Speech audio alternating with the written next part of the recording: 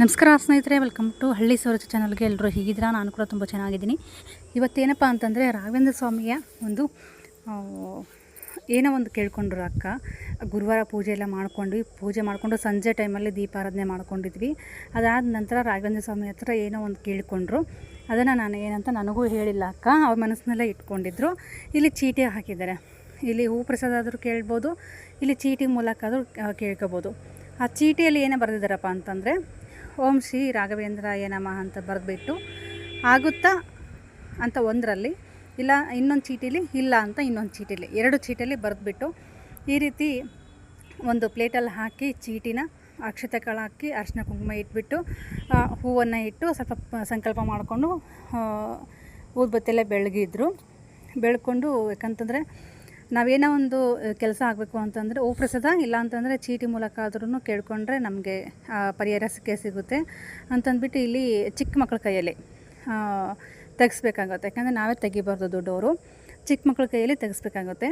ಈ ರೀತಿ ಸಂಕಲ್ಪ ಮಾಡಿಕೊಂಡು ದೇವರ ಒಂದು ರಾಘವೇಂದ್ರ ಸ್ವಾಮಿಯ ಪಾದಕ್ಕೆ ಇಟ್ಬಿಟ್ಟು ಕೈ ಮುಗಿದು ಕೇಳಿಕೊಂಡು ಈ ಒಂದು ಚೀಟಿನ ತೆಗಿಬೇಕಾಗತ್ತೆ. ನೀವು ಕೂಡ ಅದೇ ರೀತಿ ಮಾಡಿ ನೋಡಿ, ನಿಮಗೂ ಕೂಡ ಒಂದು ದೊಡ್ಡ ಪವಾಡನೇ ಆಗುತ್ತೆ ಅಂತ. ಈ ಎರಡು ಚೀಟಿಯಲ್ಲಿ ಆಗುತ್ತಾ ಅಥವಾ ಇಲ್ಲ ಅಂತಂದ್ಬಿಟ್ಟು ಈ ಎರಡೂ ಬರೆದಿದ್ವಿ. ಅಂದರೆ ಒಂದೊಂದು ಚೀಟಿಲಿ ಆಗುತ್ತೆ, ಇನ್ನೊಂದು ಚೀಟಿಲಿ ಇಲ್ಲ ಅಂತಂದ್ಬಿಟ್ಟು ಆ ರೀತಿ ಬರೆದಿದ್ದೀವಿ. ಬರೆದ್ಬಿಟ್ಟು ಈ ರೀತಿ ರಾಘವೇಂದ್ರ ಸ್ವಾಮಿಗೆ ಪಾದಕ್ಕೆ ಇಟ್ಟು ನಮಸ್ಕಾರ ಮಾಡಿಕೊಂಡು ನನ್ನ ಮಗಳ ಕೈಯಲ್ಲಿ ಚೀಟಿನ ತೆಗೆಸಿದ್ವಿ. ನಾವು ಮುಟ್ಟಲಿಲ್ಲ. ಪೂಜೆ ಒಂದು ಮಾಡ್ಕೊಂಡಾದಮೇಲೆ ರಾಘವೇಂದ್ರ ಸ್ವಾಮಿ ಹತ್ರ ಸಂಕಲ್ಪ ಎಲ್ಲ ಮಾಡ್ಕೊಂಡ್ವಿ. ನಾವೇ ತೆಗಿಲಿಲ್ಲ. ಇಲ್ಲಿ ನನ್ನ ಮಗಳು ಕೈ ಮುಗಿದು ಕೇಳಿಕೊಂಡು ಚೀಟಿನ ತೆಗಿತಾ ಇದ್ದಾಳೆ ಸಂಜೆ ಟೈಮಲ್ಲಿ. ಸ್ನೇಹಿತರೆ, ಇದು ನಾವು ಮಾಡಿದ್ದು. ಹಾಗಾಗಿ ಇಲ್ಲಿ ನೋಡ್ತಿರ್ಬೋದು, ತೆಗಿತಾ ಇದ್ದಾರೆ.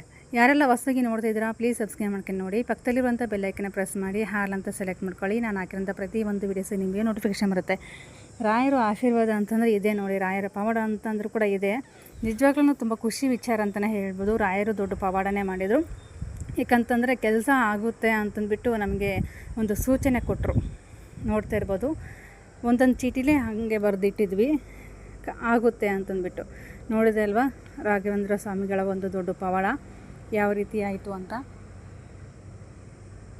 ಇನ್ನೂ ಕ್ಲಿಯರಾಗಿ ಬೇಕು ಅಂತ ಕೇಳಿ ನಾನು ಯಾವ ರೀತಿ ಬರೀಬೇಕು ಯಾವ ರೀತಿ ಇಲ್ಲ ಅಂತಂದ್ಬಿಟ್ಟು ನಿಮಗೆ ಕ್ಲಿಯರಾಗಿ ಇನ್ನೊಂದು ವೀಡಿಯೋದಲ್ಲಿ ಮೂಲಕ ತಿಳಿಸ್ತೀನಿ.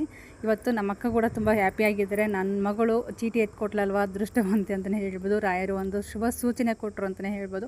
ತುಂಬ ಖುಷಿ ಕೂಡ ಆಯಿತು. ಹೂ ಪ್ರಸಾದ ಅಂತೂ ಇವತ್ತು ಹೇಳಲೇಬೇಡ ಸ್ನೇಹಿತರೆ, ಹಂಗೆ ಹೂ ಪ್ರಸಾದ ಕೊಟ್ಟಿದ್ದಾರೆ ಇವತ್ತು. ನಮಗೇನು ಇವತ್ತು ಕಡೆ ಗುರುವಾರ, ಅಂದರೆ 7 ಗುರುವಾರದ ಒಂದು ವ್ರತಾಚರಣೆ ಕಂಪ್ಲೀಟಾಗಿ ಮುಗಿಸಿದೆ ರಾಯರ ಆಶೀರ್ವಾದದಿಂದ. ನೋಡ್ತಾ ಇರ್ಬೋದು, ಇವತ್ತು ಸಂಕಲ್ಪ ಮಾಡ್ಕೊಂಡು ಅಕ್ಕ ಈ ರೀತಿ ಬೇಡ್ಕೊಂಡಾಗ ನಮಗೆ ಶುಭ ಸೂಚನೆ ರಾಯರು ಆಶೀರ್ವಾದ ಕೂಡ ಮಾಡಿದರು.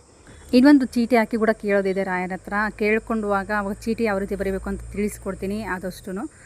ಒಂದು ಚೀಟಿ ಅಲ್ಲೇ ಇದೆ, ನೋಡ್ತಾ ಇರ್ಬೋದು, ರಾಯರ ಹತ್ರನೇ ಇದೆ, ಇಲ್ಲ ಅಂತ ಬರೆದಿದ್ದು. ಓಕೆ ಸ್ನೇಹಿತರೆ, ಥ್ಯಾಂಕ್ ಯು.